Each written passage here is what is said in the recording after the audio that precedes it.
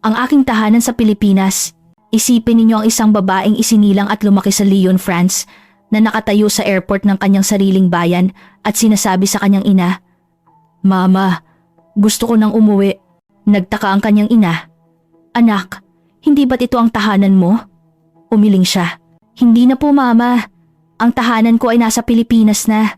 Hindi ba't parang napaka-imposibleng pakinggan? Isang babaeng Pranses na sa France ipinanganak at lumaki. Pero sinasabi sa sariling ina na hindi na France ang kanyang tahanan." Ngunit sa sandaling iyon, habang si Claire ay nakatayo sa Lyon Airport at naghahandang bumalik agad sa Pilipinas, buo sa kanyang puso ang desisyong iyon. Siya si Claire, isang babaeng Pranses na nasa edad 40. 5 taon na ang nakalipas nang lumipat siya sa Pilipinas dahil sa pag-ibig. Ang orihinal na plano niya ay manatili ng 1 buwan sa kanyang bayang sinilangan para makasama ang kanyang matatandang magulang at balikan ang mga lansangan ng kanyang kabataan. Ngunit, 1 linggo pa lang ang nakalilipas. Hindi na siya mapakali at gusto nang umalis sa lugar kung saan siya tumira ng mahigit 30 taon. Ang mga pampublikong banyo ay may bayad at napakarumi. Ang pagpapacheck up sa ospital ay inabot ng 8 oras. Ang mga bilihin ay doble ang presyo kumpara sa Pilipinas. At ang mas ikinagulat niya, noong siya ay nagkasakit at nakahiga sa kama, hindi French cuisine ang kanyang hinahanap-hanap, kundi ang mainit na sabaw ng sinigang at adobong may kanin. Sa loob lamang ng 5 taon, paano naging Pilipino ang isang babaeng Pranses? Ano ang mga nangyari sa kanyang pagbabalik sa sariling bayan na tuluyang nagpabago sa kanyang pananaw? Halina't pakinggan natin ang madamdaming kwento tungkol sa tunay na kahulugan ng isang tahanan. Hello sa inyong lahat, ako si Claire. Ipinanganak at lumaki ako sa Lyon, France, at ngayon ay nakatira sa Maynila, Pilipinas. Bago ko simulan ang aking kwento, may aaminin muna ako. Labis kong pinagsisihan ang desisyon kong manirahan sa Pilipinas noong una. Noong 26 anyos ako, ikinasal ako sa isang lalaking Pranses sa Paris. Nagkaroon kami ng anak na babae, si Emma. Ngunit ang buhay may asawa ay hindi tulad ng aking inaasahan. Pabawas ng pabawas ang oras na umuuwi ang asawa ko at dumalang na rin ang aming pag-uusap. Noong 4 na taong gulang si Emma, nagpasya kaming maghiwalay. Mula noon, mag-isa kong pinalaki si Emma. Nagtrabaho ako bilang events planner sa isang cultural center sa Lyon. Ang bawat araw ay parang isang labanan. Sa umaga, ihahatid ko si Emma sa kindergarten. Pagkatapos ng trabaho, magmamadali akong sunduin siya, magluto ng hapunan at patulugin siya. Lahat ng responsibilidad ay pasan-pasan ko. Nakakapagod. Sa gitna ng pagod na iyon, isang proyekto ang dumating sa cultural center. Kailangan naming tulungan ng isang Pilipinong manunulat sa usaping copyright para sa isang international book fair. Doon ko nakilala si Miguel Santos. Siya ang contact person para sa cultural exchange. Hanggang ngayon, tandang-tanda ko pa ang una naming pagkikita. Hindi siya pala salita, pero napakainit ng kanyang mga ngiti at maingat siyang magsalita. Pero ang pinakanagustuhan ko ay ang trato niya kay Emma. Itinuring niya ang anak ko na parang sarili na rin niya. Pagkatapos ng proyekto, nagpatuloy kami sa pag-uusap sa pamamagitan ng email. Nagsimula sa trabaho, hanggang sa nauwi sa pagbabahagi ng mga simpleng bagay sa aming araw-araw. Pagkalipas ng ilang buwan, bumalik siya sa France at doon na opisyal na nagsimula ang aming relasyon. Isang araw, 1 taon ang nakalipas, tinanong niya ako, "Claire, gusto mo bang sumama sa akin sa Pilipinas at magsimula ng bagong buhay?" Sa totoo lang, ang unang naisip ko ay, hindi. Masyadong malayo ang Pilipinas at malaki ang pagkakaiba ng kultura.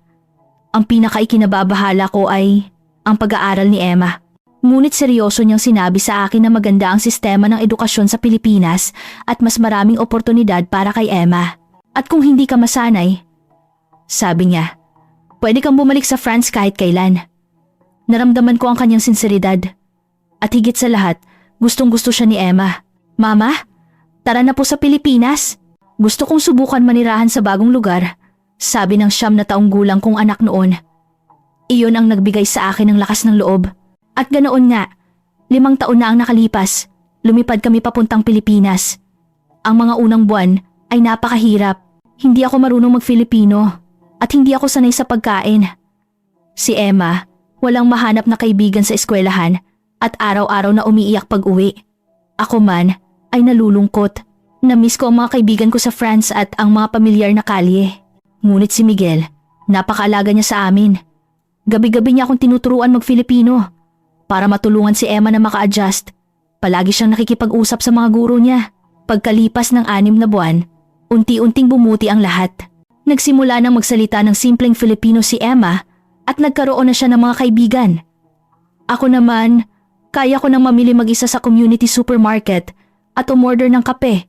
Lumipas ang 1 taon, nasanay na ako. Lumipas ang 2 taon, naging komportable na ako.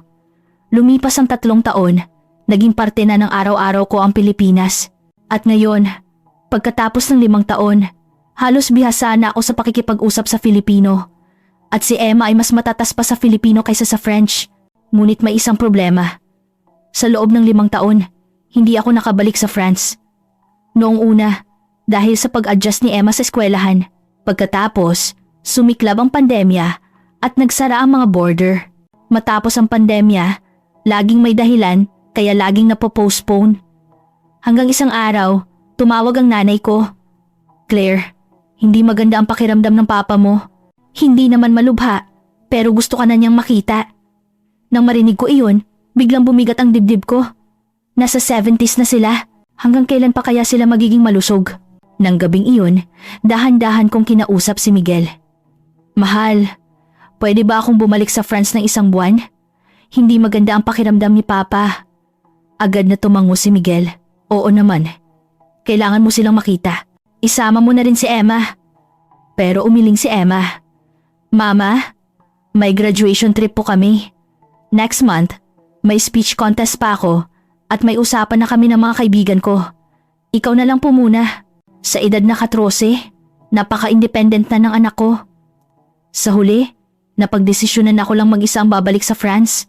Plano kong manatili ng 1 buwan, makasama ang mga magulang ko, makipagkita sa mga dating kaibigan, at lakarin muli ang mga kalsada ng Lyon kung saan ako lumaki.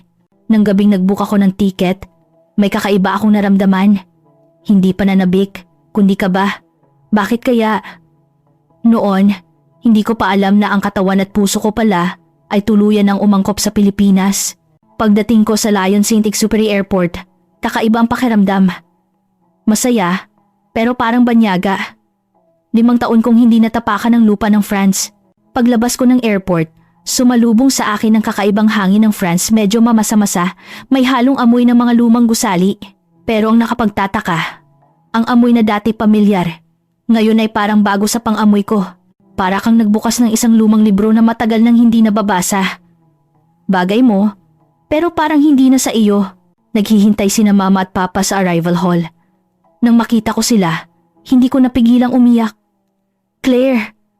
Ang boses ni Mama ang nagparealize sa akin kung gaano kabilis lumipas ang 5 taon. Mas pumuti na ang buhok niya at si Papa naman ay medyo pumayat. Claire, ang tagal ka naming hinintay, sabi ni Papa habang yakap-yakap ako. Biglang bumalik ang mga alaala noong bata ako na laging naghihintay si Papa sa pinto pag uwi ko galing eskwela. Pero ngayon, iba na, pamilyar, pero may halong pagkailang. Sa kotse, tinanong ako ni Mama, kamusta ang buhay sa Pilipinas? Hindi ka ba nahihirapan? Hindi po, Mama. Sanay na po ako at si Emma, ganap na siyang nakasabay. Talaga? Gusto na naming makita ang apo namin. Bakit hindi mo siya isinama? May graduation trip po kasi siya para sa kanya ngayon. Ang Pilipinas na talaga ang tahanan niya. Nakita ko ang lungkot sa mukha ni Mama. Pero ngumiti rin siya agad. Sa labas ng bintana, ang mga kalye ng Lyon ay ganoon pa rin makikita na eskinita, mga lumang batong bahay, at maliliit na coffee shop. Pero sa paningin ko, parang may nagbago. Siguro dahil nasanay na ako sa malalapad na kalsada at matataas na gusali sa Maynila. Parang masikip at mabigat ang pakiramdam sa Lyon. Pagdating sa bahay, pamilyar ang pinto, ang hagdanan, ang amoy ng bahay. Pero may mali, hindi na kasing komportable tulad ng dati. Sa unang gabi, nagluto si Mama ng paborito kong coq au vin, isang classic French dish. Claire, kumain ka ng marami. Siguradong hindi ka nakakakain nito sa Pilipinas. Salamat po, Mama. Pero pagsubo ko natigilan ako, hindi na kasing sarap ng dati. Parang masyadong mamantika at malasa. Naalala ko ang mga malilinaw at sariwang sabaw sa Pilipinas. Napabuntong hininga ako. Nang gabing iyon, mas lalong naging kakaiba. Hindi komportable ang kama. Sa France, malalambot na kutsyon ang gamit. Pero nasanay na ako sa mas matigas na kama at sa tuyo at komportableng kwarto sa Pilipinas. Ang lambot ng kama ay nagpasakit sa likod ko. Pabalik-balik ako. Bakit ganito? Ito ang bahay na kinalakihan ko. Nag-message ako kay Miguel sa Pilipinas. Mahal, nakarating na ako ng ligtas. Okay naman sila. Kamusta si Emma? Mabilis siyang sumagot.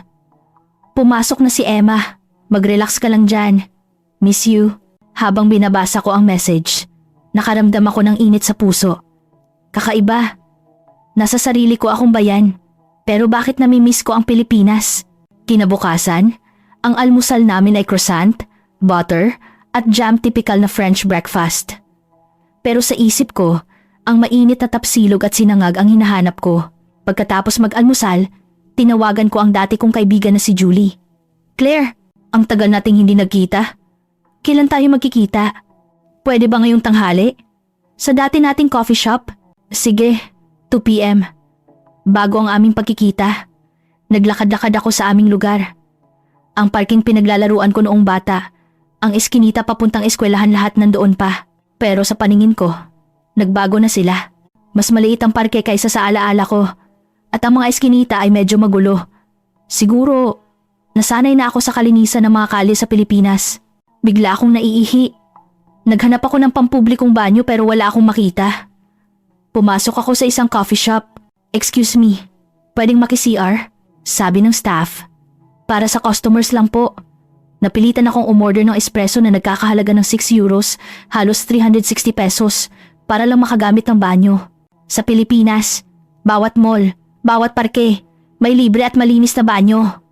Pagpasok ko sa CR, nagulat ako. Hindi gaanong malinis. Ang gripo ay magkahiwalay para sa mainit at malamig na tubig, ang hirap maghugas ng kamay. Doon ko napagtanto kung gaano ka-convenient ang mga gripo sa Pilipinas na isang pihit lang, kontrolado mo na ang temperatura. Paglabas ko, naisip ko, bakit ang hirap gumamit ng banyo dito? Naging masaya ang pagkikita namin ni Julie. 5 taon na hindi nagkita. Pero ganoon pa rin siya kasigla. Claire, kamusta ang buhay sa Pilipinas? Sobrang ganda. Dapat bumisita ka. Mas convenient doon kaysa sa inaakala mo. Talaga? Akala ko medyo conservative na lugar ang Pilipinas. Hindi. Maraming bagay doon na mas moderno at mas madali kaysa dito sa France. Pero parang hindi naniniwala si Julie. Nang magbabayad na kami, nagulat na naman ako. Isang simpleng salad, 2 pasta, at isang bote ng red wine umabot ng 90 euros. Halos 5,400 pesos. Sa Pilipinas, sa halagang iyon, makakakain ka na sa isang napakagandang restaurant. Pauwi. Mabigat ang loob ko. Bakit parang ang hirap ng buhay dito sa sarili kong bayan? Gabi, nakahiga sa kama, nakatingin sa kisame. Iniisip ko, sino ba talaga ako? Pranses o Pilipino? Ang gulo sa isip ko tungkol sa aking pagkatao ay biglang lumitaw. 5 taon lang. Pero ganito na ang epekto sa akin.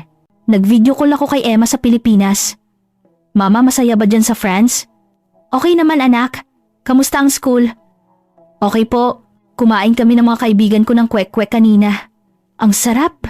Habang tinitingnan ko ang masayang mukha ng anak ko, halos maiyak ako. Si Emma, isa na siyang ganap na batang Pilipino. At ako? Nagiging Pilipino na rin ba ako? Pagkatapos ng tawag, tumingin ako sa labas. Ang gabi sa Lyon, pamilyar, pero hindi na akin ang tanawing iyon. Sa sandaling iyon, naunawaan ko. Ang tahanan ay hindi isang address, kundi kung nasaan ang puso mo at ang puso ko. Matagal nang lumipad pabalik sa Pilipinas. Mula sa 2 araw, mas naging kakaiba ang mga pangyayari. Sumama ako kina mama at papa sa supermarket. Habang namimili si mama, tinanong niya ako, Claire, gusto mo pa rin ba itong kesyo na ito? Dati paborito mo ito. Opo mama. Pero nang makita ko ang presyo, nagulat ako. Isang pirasong camembert cheese ay 6 euros, mga 360 pesos. Sa Pilipinas, mga 250 hanggang 300 pesos lang ang katulad na keso. Ang isang bote ng gatas ay 150 euros. Ang isang baguette ay 1 euro. Bagamat hindi sobrang mahal, kitang-kita na mas mataas ang presyo kaysa sa Pilipinas. Napabuntong hininga ako. Sa cashier. Ang bagal ng usad. Ang cashier. Dahan-dahang nag-i-scan at nakikipagkwentuhan pa sa customer tungkol sa panahon. Sa Pilipinas, ang bilis ng checkout. Isang scan, sunod agad. Epektibo at maayos. Dito, parang ang bagal ng oras. O mas tamang sabihing, nagsasayang sila ng oras. Naghintay kami ng 15 minuto bago kami ang sumunod. Paglabas namin, sabi ko kay Mama, Mama, ganito na ba kamahal ang mga bilihin dito? Parang mas mahal kaysa dati. Oo anak, sobrang taas ng inflation ngayon. Hirap na rin kami. Pauwi, isang estranghero ang kumausap sa akin. Hello, ang ganda ng panahon ngayon, di ba? Sa France, normal ito. Ngunit ako, na nasanay na sa Pilipinas, kung saan pinapahalagahan ng personal space. Simple lang ang sagot ko. Oo nga po. At mabilis na lumayo. Sa bus stop. Ganoon din. Kinausap ako ng isang matandang lalaki. Bakit ang tagal ng bus? At nagtuloy-tuloy sa pagkukwento tungkol sa kanyang apo at pagrereklamo sa gobyerno. Tango lang ako ng tango, umaasang dumating na ang bus. Sa Pilipinas, bihira itong mangyari. Doon ko naramdaman kung gaano kaginhawa ang may respeto sa espasyo ng isa't isa. Kinagabihan, nakipag-dinner ako sa mga dati kong katrabaho. Dumating ako ng 30 minuto nang mas maaga at naiihi na naman. Tinanong ko ang staff kung nasaan ang banyo. Para sa customers lang po. Kailangan ko na namang maghanap ng pampublikong banyo. Naglakad ako ng 10 minuto bago makahanap at may bayad pa 2 euros, halos 120 pesos. Pagpasok ko, napakarumi. Basa ang sahig at nagkalat ang tissue paper. Ang baho. Sa Pilipinas, bawat mall at kahit maliit na parke ay may libre at malinis na banyo. Madalas may bidet pa. Doon ko naintindihan. Sa banyo pa lang, alam mo na kung gaano kaginhawa manirahan sa Pilipinas. Masaya ang dinner kasama ang mga kaibigan. Pero nang dumating ang bill, nagulat na naman ako. 4 na tao. Umabot ng 240 euros, halos 14,400 pesos. Halos 3,600 bawat isa. Sa Pilipinas, makakapag-fine dining ka na sa halagang iyon. Pero dito, simpleng dinner lang iyon. Sa taxi pa uwi, kinausap ako ng driver. Saan ka galing? Iba ang accent mo. Dito po ako lumaki, pero sa Pilipinas na ako nakatira. Pilipinas! Magandang lugar daw iyon. Ang pamangkin ko, gustong-gusto ang mga Filipino drama. Isang halo ng pagmamalaki at kaunting lungkot ang naramdaman ko. Lungkot, dahil unti-unti kong natatanggap na ang sarili kong bayan ay hindi na para sa akin. Sa bahay, habang naliligo, napansin ko na naman ang hiwalay na gripo para sa mainit at malamig na tubig. Ang hirap timplahin.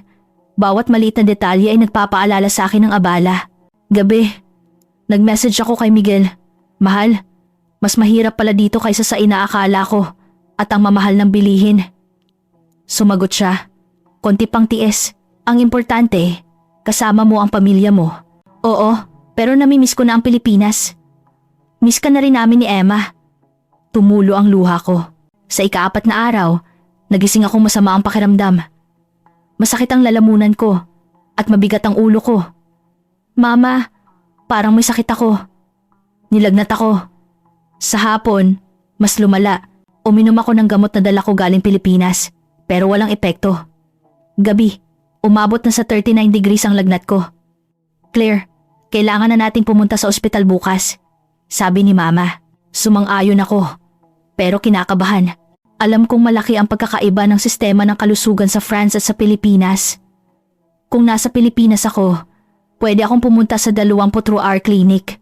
Pero dito, kahit sa emergency room, maghihintay ka ng ilang oras. Tiniis ko hanggang umaga. Isang desisyong pagsisisihan ko.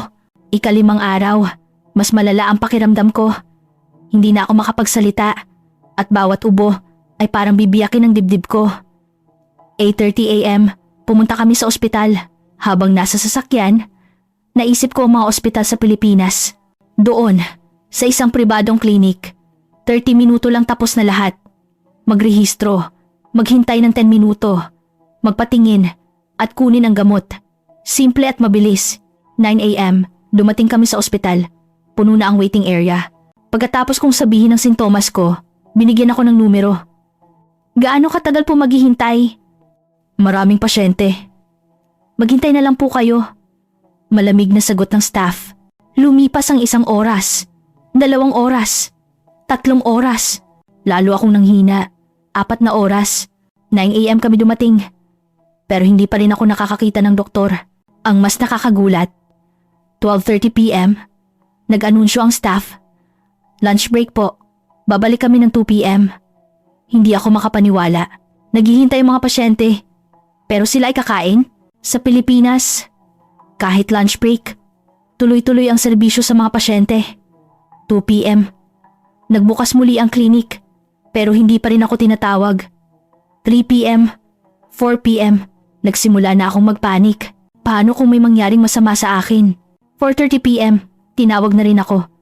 8 oras. 8 oras na paghihintay. Ang doktor, mukhang pagod.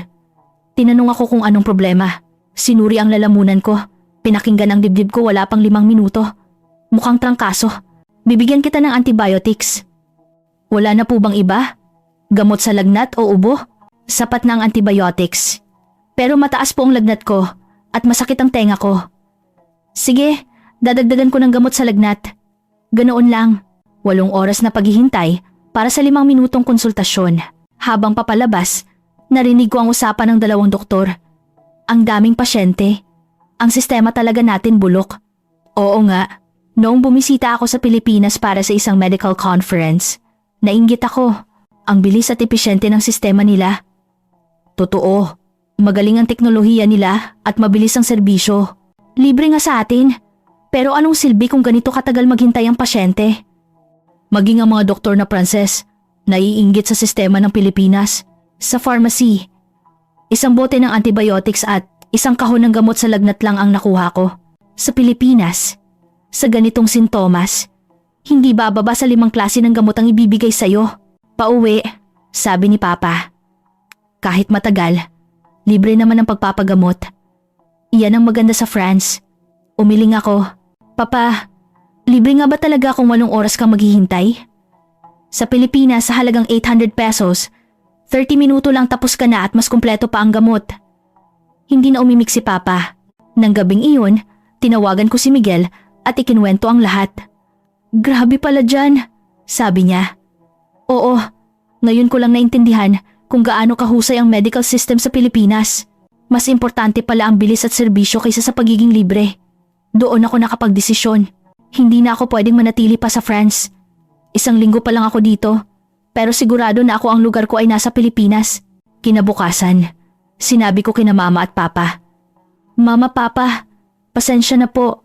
Kailangan ko nang bumalik ng mas maaga. Nagulat si Mama. Bakit ang bilis? Akala ko ba 1 buwan ka dito? Alam ko po, pero namimiss ko na ang Pilipinas. Pakiramdam ko, doon na talaga ako dapat. Tahimik na nagsalita si Papa. Claire, ang kaligayahan mo ang pinakamahalaga. Ang Pilipinas na ba ang tahanan mo? Opo, Papa. Ang France po ang lugar kung saan ako isinilang, pero ang Pilipinas ang tahanan na pinili ko.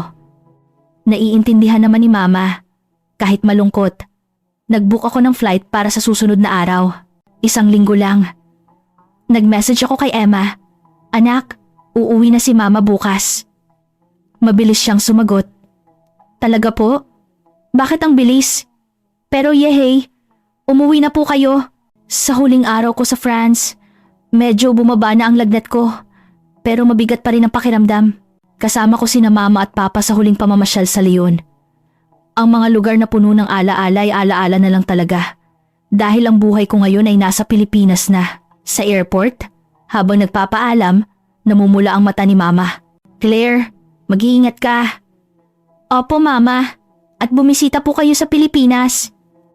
Mabuhay ka ng masaya, anak. Sabi ni Papa. Pagpasok ko sa departure hall, wala na ang kaba. Ang nararamdaman ko na lang ay ang tuwa na makakauwi na ako. Habang lumilipad ang eroplano, naisip ko ang nakalipas na 5 taon. Ang takot sa simula, ang mga pagsubok. Pero binigyan ako ng Pilipinas ng bagong pagkakataon. Mabilis na serbisyong medikal, kalidad na edukasyon, at higit sa lahat, isang ligtas at maginhawang pamumuhay. Pagkalipas ng mahigit 12 oras, lumapag na ang eroplano sa NAIA. Pagbaba ko, naramdaman agad ng katawan ko. Ito na, Nandito na ang tahanan ko. Paglabas ko sa arrival hall, nandoon sina Miguel at Emma, kumakaway. Tumakbo si Emma at niyakap ako ng mahigpit. Niyakap din ako ni Miguel. Welcome home, mahal. Sa taxi pa uwi, tinitingnan ko ang malinis na kalsada, ang maayos na daloy ng trapiko, ang mga convenience store. Lahat ay pamilyar at nagbibigay ng kapanatagan.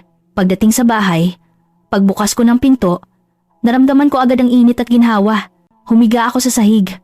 Ito ang pakiramdam ng nasa bahay, sabi ko. Kinagabihan, pumunta ako sa isang malapit na klinik para ipatingin ang ubot sipon ko. Sa loob ng 5 minuto, tapos na ang lahat. Binigyan ako ng kumpletong gamot. Ang gastos, kasama na ang consultation, 800 pesos lang. Walang-wala, kumpara sa 8 oras na paghihintay ko sa France. Habang kumakain kami, sinabi ko kay Emma, Anak, sa France isinilang si Mama. Pero ang tunay na tahanan ni Mama ay dito na, sa Pilipinas. Ako rin po, Mama. Mas mahal ko po ang Pilipinas. Hinawakan ni Miguel ang kamay ko. Masaya ako kung masaya ka. 1 buwan ang lumipas, dumating sina Mama at Papa para bumisita. Dinala ko sila sa mga paborito kong lugar. Nagulat sila sa kasiglahan at kaligtasan ng mga night market. Isang araw, sumakit ang tiyan ni Papa. Dinala ko siya sa klinik. Sa loob ng 30 minuto, tapos na lahat. Ganoon lang kabilis? Hindi makapaniwalang tanong ni Papa. Bago sila umalis, niyakap ako ni Mama. Claire, nakita mo na ang lugar na para sa'yo. Masaya kami para sa'yo. Minsan, naiisip ko, paano kung hindi ako sumama kay Miguel? Siguro, mag-isa pa rin akong nagpapalaki kay Emma sa Leon.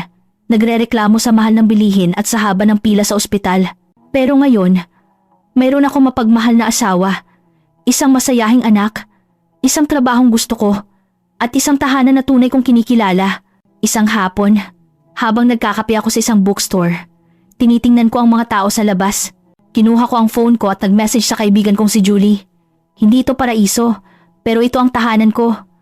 Umuwi ako sa bahay, nagluluto na si Miguel sa kusina, at si Emma ay gumagawa ng assignment. Nakita ko ang essay niya, na may pamagat na ang aking tahanan. Ang nakasulat, ang aking tahanan ay nasa Pilipinas.